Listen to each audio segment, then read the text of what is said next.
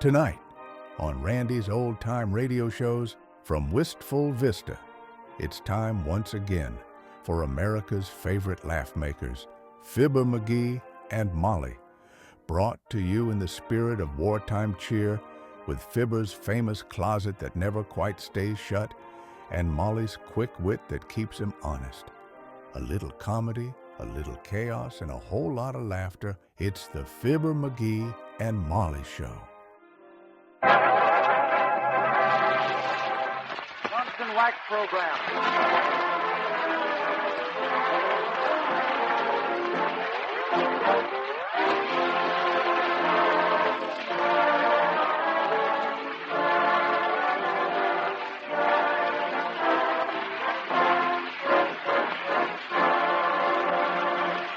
Everyone, the makers of Johnson's Wax welcome you to another merry musical half hour starring Nine and Jim as Fibber, McGee, and Molly with Rico Marcelli's orchestra. Marcelli opens the show with You're My Lucky Star. Chime, Rico.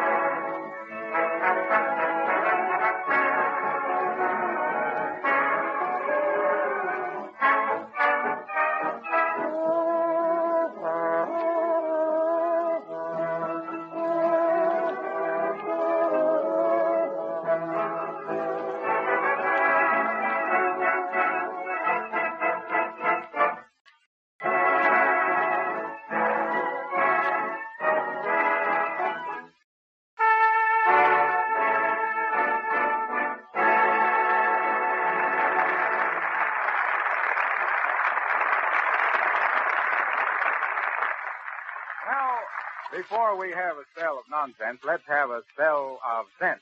It's GLO-COAT. By the way, how long has it been since you polished your floors and linoleum? I wish you'd just glance down at the floor now and see how it looks. If you aren't pleased with its appearance, just remember that Johnson's Glow Coat will make it sparkling and clean in a few minutes' time. Glow Coat dries in 20 minutes to a lustrous polish without any work of rubbing or buffing. Just can't get a foothold on a shining Glow Coat polish. Old-fashioned floor scrubbing becomes a thing of the past once you learn about the easy, no-rubbing floor polish, Glow Coat, made by the makers of Johnson's Wax. Look for the attractive yellow can. And remember, you save money by ordering Glow Coat in the larger sizes. Now, last week we told you about Fibber, McGee, and Molly's new spinning top. Well, already thousands of Glow Coat users have sent for a pair of these little spinning tops. Boys and girls and grown-ups, too, are having a lot of fun racing one top against the other. Later, I'll tell you how you can get two of these little Fibber and Molly tops free.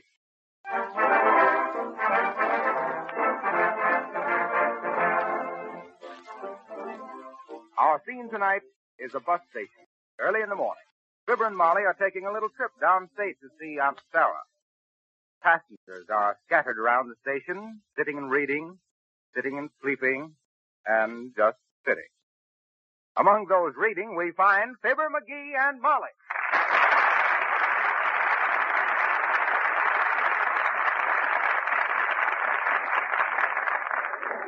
Hey, Molly. See this headline? What's that? Elevator strike spread to the Middle West. Shucks, it was bad enough in New York when I was there the other day. Did you see anything of it? Did I?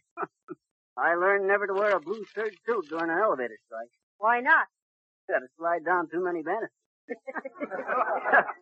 I found 3 gals following me, looking at the seat of my trousers and powdering their noses.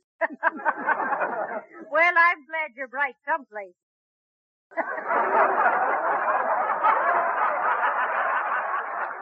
You know, Molly, there was one building up there on the Park Avenue where all them la-di-da folks had to walk 20, 30 floors into their evening clothes. Bunch of social climbers. Yep, top hats, white ties, and tailed dragons. Excuse me, folks. Oh, certainly. What is it? You're waiting to take the 318 bus? Just come in here to read the timetable, bud? McGee. Don't pay any attention to him, mister. Yes, we're taking the 380. Oh, that's okay. I just wanted to tell you to keep your wits about you. Huh? What for, bud? Well, don't look now, but I'm a detective for the bus line. Oh, heavenly days, the detective. Kind of a rumble seat dick, huh, bud? Yeah. I just wanted to warn you to watch your valuables. Carrying much money with you? Oh, I'm carrying about 37. McGee. Why did you ask, Mr. Detective? Well, you see, we've had a few pickpockets on the bus lines lately, so I just thought I'd warn you. First, nothing will probably happen. Well, real nice of him to warn us now, wasn't it? Oh, I don't know. I guess I can take care of myself. I'll never forget the last time a feller tried to pick my pocket. I carried his thumb on my watch chain for years. I grabbed his foot. Another time I was riding the subway from Times Square to Bowling Green when Oh, hello there, Geraldine. Oh, hello there. Imagine seeing you here at the bus station. The Gerald said he'd meet me here when I get off the bus, but I don't see him anywhere. Gerald says before we were married, he'd always remember where to meet me. But now my station in life has changed. Isn't that just too inscrutable? Yeah. I mean, isn't it really? Yeah, but where did Gerald says it's getting so almost everybody in radio travels by bus. you... radio? He says it's really just an old stooge toast. Isn't that ridiculous? I mean, isn't it really? Yes, it is. Gerald told me to take a long ride in a night bus and see how many people there are who can sit behind the driver and keep quiet. Gerald says drivers should pay more attention to the road ahead if there weren't so many people who rode behind. Oh, well, I don't suppose... Oh, and another thing Gerald said was so cute. I mean, really. Oh. I asked Gerald if buses had dining rooms on them, and what do you think he said? I don't know, but I'll bet it was dandy. Gerald said no. They didn't have dining rooms on them yet, but they were working on a new bus with donut tires and the coffee class. Oh, there's Gerald now, so I simply must be off. Biddle, biddle, biddle.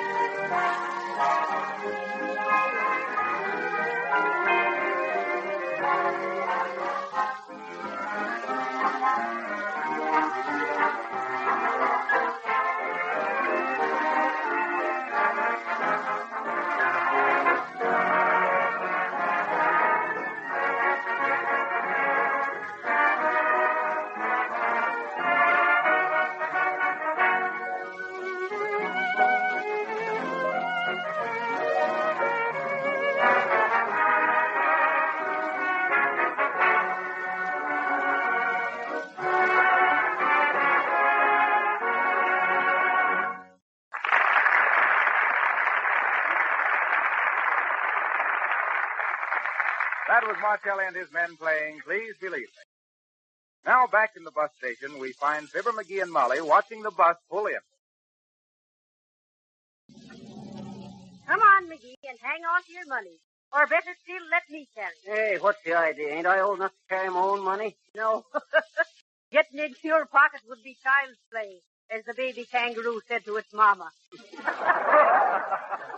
I'd like to see somebody try to take my role. Hey, quit shoving there, you. What's that? Take it easy, brother. It's just me. Oh, it's the bus detective. Is this the bus to Jamestown? Sure. They're calling it now. All ready for the 318, leaving immediately for Schenectady, Elmira, Horse's Head, train disposed in Jamestown. Please show the driver your ticket. All hand baggage must be stored in baggage compartment. Board, please. Up you go. Stop Albany, Schenectady. All aboard. There you go. Atta, gal. There. My. Looks real comfortable in here, doesn't it, McGee? Yeah, you betcha, Molly. Oh, we come a long way since the old jitney bus. Watch days. your step, McGee. Oh! Whoa, excuse me, man. Dear, Oh, dear. Mrs. Tweedledee. Excuse Why me. don't you look where you're going, cowboy? Well, If I wanted folks to stomp on my toes, I'd have put walnuts on them. Well, just can't go any place without some salesman trying to scrape up an acquaintance. So you'd better be careful, you master you, or they'll have to scrape you up. The last traveling salesman tried that. I slapped him so hard he thought he was driving in a planetarium. Now go and sit down, Collegiate, and leave a girl to her dreams. okay. Over here, McGee. Here's it. And we're off. Good. Now for a good rest till we get to Jamestown, Molly. You know, I always wanted to take me a long trip onto one of these buses. Oh, dear. Well, how about a little snooze, Molly? You look kind of sleepy. I am sleepy, McGee. I can hardly keep my eyes open. Me neither. Oh, dear. I'll never forget the time I was riding on the stage. All right. Good night, dear. Good night, Molly.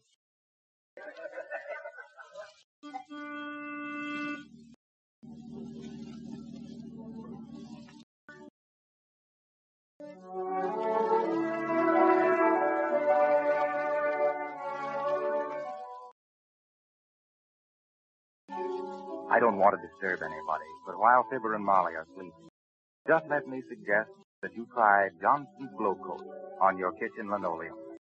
You'll receive many compliments on the looks of your floors. You'll save yourself hours of cleaning work from the day you first use Glow Coat. GLO-COAT. The remarkable floor polish that shines as it dries without rubbing or buffing.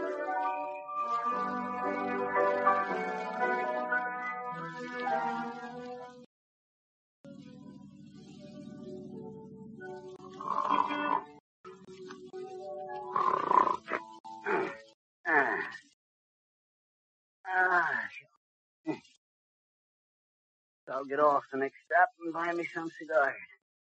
I'll have to have some money. Hey, where is my money? Hey, who took my... Dad, my money's gone. Oh, sure. No, I wish I had let Molly take care of it. Got my pocket picked like a simp. Oh, shucks. What am I... Molly. Hey, Molly. Found this for you. Now what'll I do? I gotta get some money someplace. Hey, brother. What? What's the matter? Listen, have you seen anything of a pocket... Talk louder. Have you seen anything of a pocketbook about this? What say?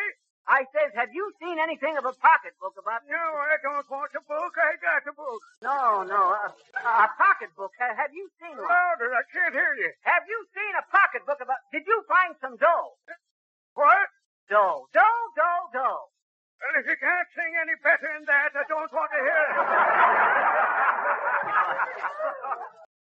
Listen, brother, I'm in a jam. I gotta find... No, thanks, son. I don't smoke. Listen, brother, my name's McGee, and I just lost a wallet. A wallet with thousands of dollars in it. And what did the farmer's daughter say?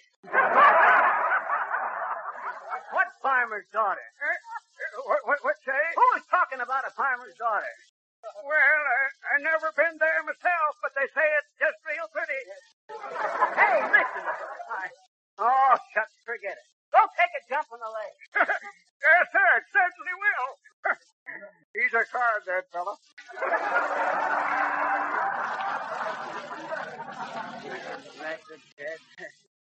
I knew which one of them birds was that pickpocket I'd ring.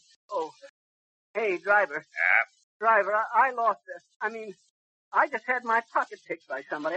I got to get some money someplace. If you'd let me have about $25 to Now, read. wait a minute, Ponzi. You mean you want me to lend you $25? Yeah. You see, Bud, I'm on a scouting trip for the Giants. Nothing doing, buddy. Suppose I'll have to tell Molly. Woo-hoo! Please, get off my back. I'm sorry, ma'am. Driver hit that curve so fast it threw me. Exactly what I deserve for allowing myself to travel in this absurd fashion with the hoi polloi. What? The bourgeoisie. No. That ain't what you says before. You switched on me, Susie. Please. Hey, listen. Now that we're acquainted, ma'am, let me introduce myself. I beg your pardon. Just don't mention it. You'd have thought of it yourself in a minute. Listen, my name is McGee. Fibber McGee. And I'm in trouble. Indeed. No, in trouble. You see, ma'am, somebody's kidnapped my Mazuma. Mazuma? Kidnapped? Somebody copped my dough. They lifted my leather.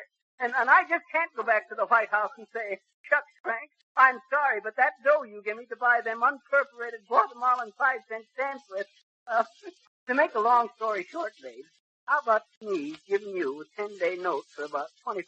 Why, how preposterous. Lend you money? I do not even know you. Well, did the United States know France?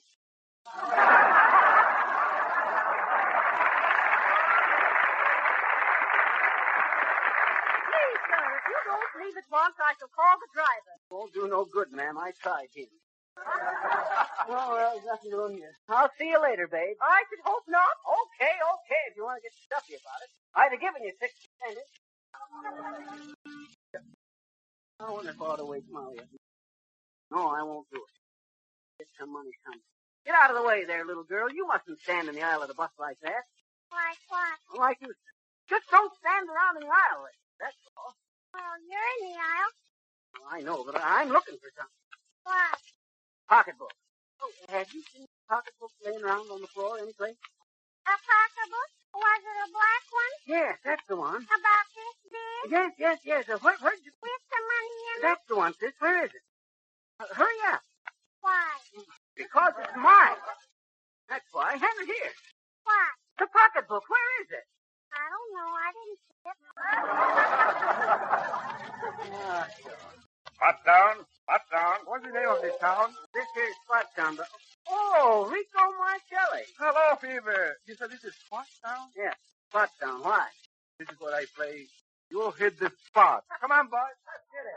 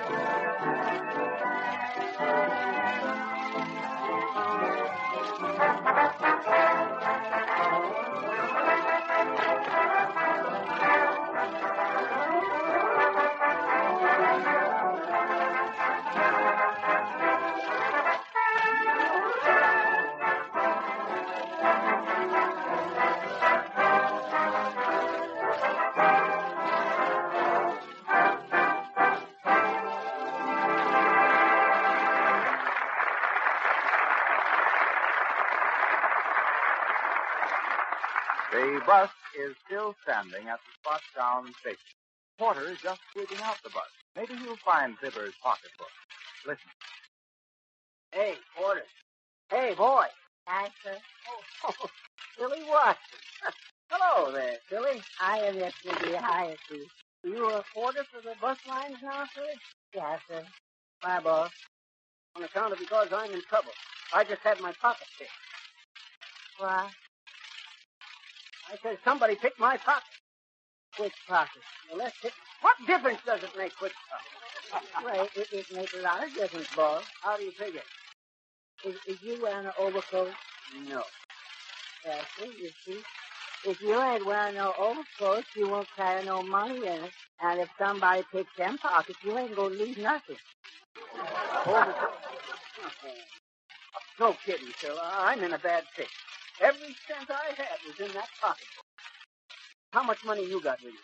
It's just enough to eat on, boss. How much is that? Nothing. I done it. You mean you ain't got any money? Yes, sir. I ain't. Well, listen. Do you know anybody you could ask for some? Oh, yes, sir. Good. But I don't know anyone to give me any.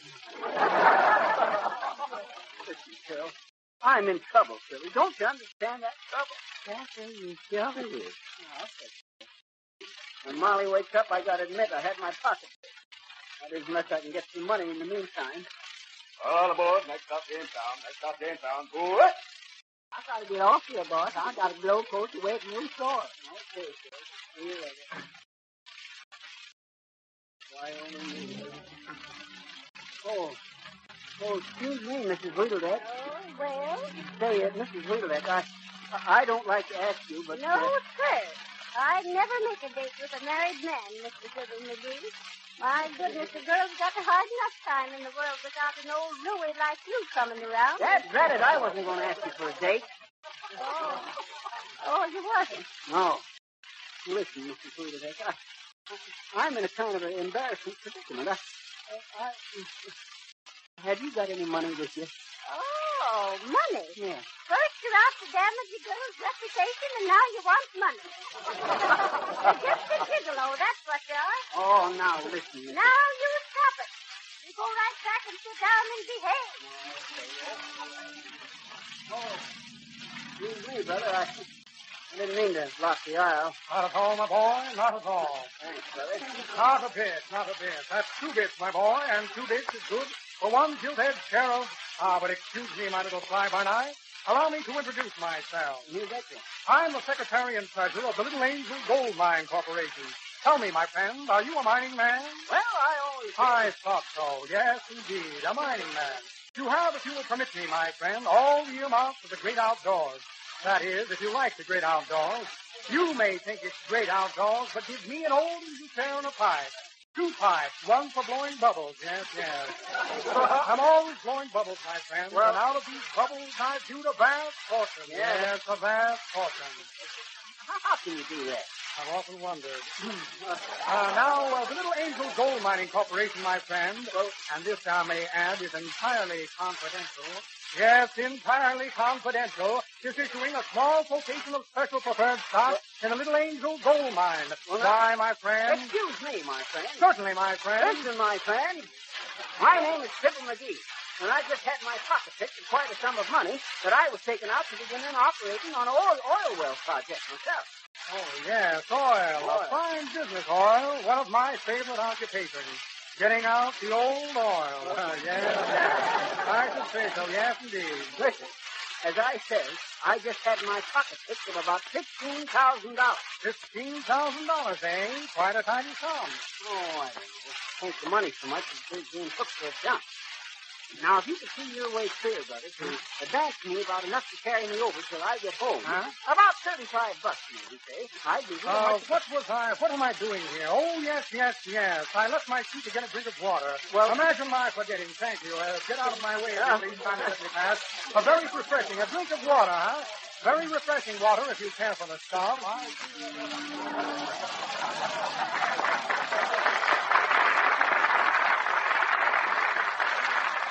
Well, I guess there ain't nothing to it but tell Molly. Jamestown next. Jamestown. Molly. Hey, Molly, wake up. Wake up. We're putting near there. Oh, pretty near where, Mrs.? Jamestown, Molly. And say, Oh, my. Looks like a log, McGee. I know that. Molly, I want to tell you something, Molly. What is it, Mrs.? What's the matter with you, anyway? Well, shucks, I hate this. Well, it wasn't my fault. What wasn't your fault? Jamestown. All out. End of the line. All out for Jamestown. Shall we call a cab or walk, McGee? Might be more healthy to walk, honey. But as I hate to admit I'm a chump, Molly, but as I... Heavenly days, McGee. What are you talking about? Well, you know what that detective told us about the cop, Molly. Yes. And that reminds me, McGee. Huh? Here's your pocketbook. What? I took it out of your pocket while you were sleeping. Huh? I was afraid you'd lose it. Now, what was you saying?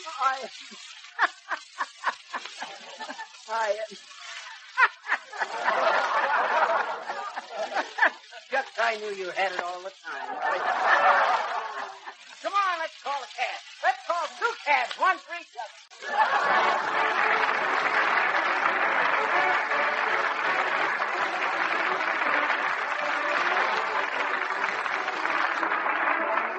Well, all's well that ends well, I guess. And now I want to tell you more about these new Fibber, McGee, and Molly spinning tops. On one top is a picture of Fibber, and on the other, a picture of Molly. They spin as long as 90 seconds, just by a twist of the finger. Every boy or girl who sees these little tops wants to own a pair of them. We found that grown-ups enjoy these Fibber and Molly spinning tops just as much as the children do. Now, here's the way to get them free. Buy a can of the wonderful no-rubbing floor polish Glow Coat, pint size or larger. Lay a thin piece of paper over the face of the can and trace the letters Johnson's Glow Coat. Send your tracing of the 2 words Johnson's Glow Coat to Fibber and Molly in care of this station, and you will receive 2 of these clever spinning tops free. Trace the lettering with pencil if you prefer. No fancy artwork is required. But the tops cannot be sent unless you make your tracing from an actual can of Johnson's Glow Coat. Mail the tracing to Fibber and Molly in care of this station. You'll receive 2 clever little spinning tops without cost. This offer expires April 30th.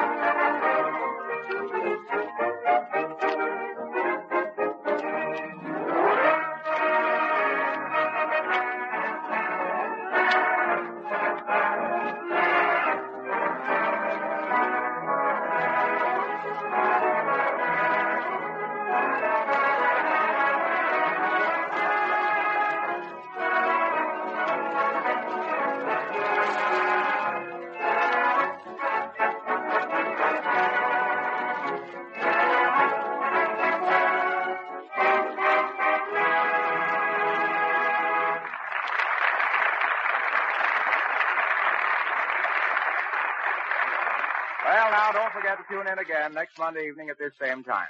We hear that Fibber is taking a job as a check room attendant, check. In the meantime, may we remind you to be sure to send for your Fibber and Molly spinning tops without delay. On the yellow top is a picture of Fibber, and on the blue one, a picture of Molly. Now, you can't buy these little tops in any store, but you can get 2 of them free just by tracing the word Johnson's Glow Coat from a regular can of Glow Coat, pint size or larger. But remember, the tops cannot be sent to you unless you make your tracing from an actual can of Johnson's Glow Coat. Send the tracing to Fibber and Molly, care of this station, and you'll receive a pair of the Fibber, McGee, and Molly spinning tops free. This offer expires April 30th. Hey, Molly, Yes? where were we going on that bus tonight, anyway? Why, we were going to Aunt Sarah's. Oh, yeah. That's where we go horseback riding. Sure, but I can't go horseback riding. No? No. The riding breeches got too tight for me, and I gave them to Aunt Sarah. He's wearing them? Sure. Oh, your aunt's in your... McGee.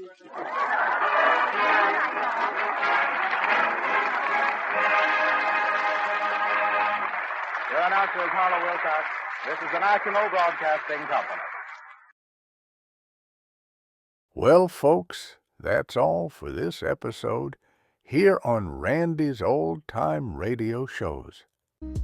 Now, bringing these golden oldies back to life takes no small amount of time and effort from our good friend Randy, cleaning up the audio, converting the files, and making sure each show has the best audio possible. If you've enjoyed the program and you'd like to help keep these classics on the airwaves night after night, why not consider a small donation? Every penny goes straight to supporting Randy's work and helping this channel stay on the air. You'll find the links down in the description below. And for those of you kind souls who've already given, Randy tips his fedora to you. Your support truly keeps this old radio spirit alive. Thanks ever so much. And until next time, keep those dials tuned and keep the memories rolling.